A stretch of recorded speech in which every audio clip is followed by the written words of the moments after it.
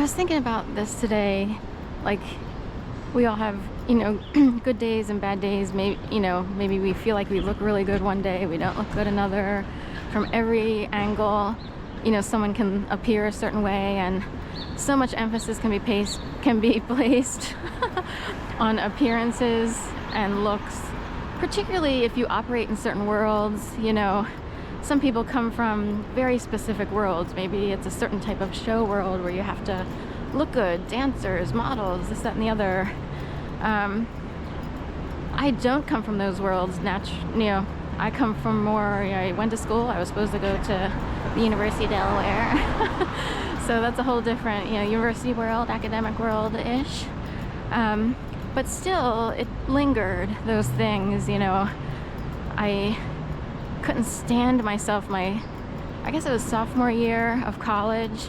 I had gained quite a few pounds in my freshman year into my sophomore year. And I've always come from a family that's not, perfect. My mom had a weight issue, even though she was super cute, I thought. Anyway, we're built a certain way. But I looked in the mirror to do the back of my hair one day when I was living in the dorms at University of Delaware, and I hated, we are talking capital H a million times A, a million times A. We are so not kidding. But see, the problem is that type of self-hate, because what I saw was like an angry, like a back, like hair, a little tiny head with hair, a big gigantic back, shoulders, and it's hard to explain what I saw.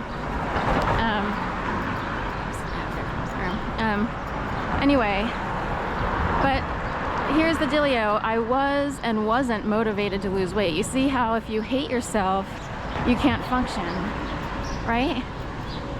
Self-hate prevents someone from being inspired to do anything.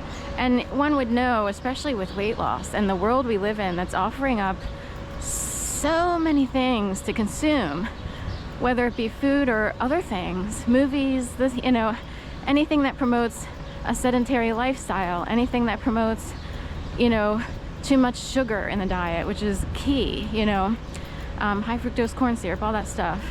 So you're up against Goliath big time, especially these days. It's like, how many gummy worms can we have? You know what I mean? So, and it can look good, and those entities, movies, food, they are owned by the massive governing families of the United States and other Western civilized countries, westernized, whatever. And how do you defeat them? How do you defeat people who are so greedy that they will keep you subverted and down by feeding you the worst crap on earth that ruins your body and your mind and your soul on some level? How do you come up against them and win? Great question. You kind of don't do it that easily. If you do, it means somehow, I wound up finally getting to Weight Watchers. Back then, Weight Watchers was still popular. And I knew that I had to join on the day that I stepped in, because I wasn't going to be coming back. Like, I knew if I didn't sign up then, that it could take forever for me to sign up ever again. It's hard to explain this mentality. Some people understand it. It's their lives. They would know that. There's too much fear because you're facing the unknown. Also, during weight loss, a lot of things can come up for people.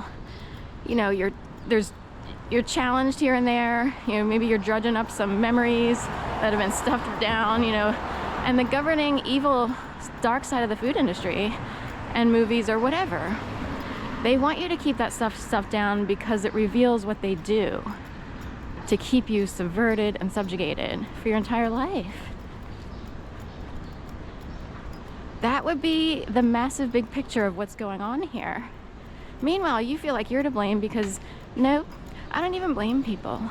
There's no way to walk through a grocery store without being pulled in every trillisecond.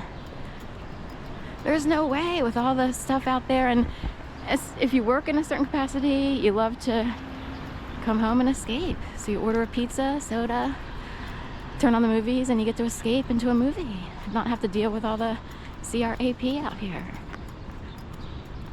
I totally get it. So in my case, I went in, they were starting a promotion the next day at Weight Watchers. And they're like, well, if you come back tomorrow, you'll save 30 bucks. And I could have stood the discount, like I needed to. But I had to sign up that day, or it could have been another year before I would have showed back up again. It takes a lot of courage to change. And there are people who've never changed. They never change. They stay the same. Maybe it worked for them. They stayed the course and everything was beautiful in their lives.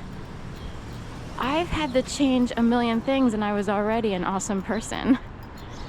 Isn't that interesting? So anyway, so I started, it took me 2 years to lose about 60 pounds. When I stepped on the scale, I was 179 and a half.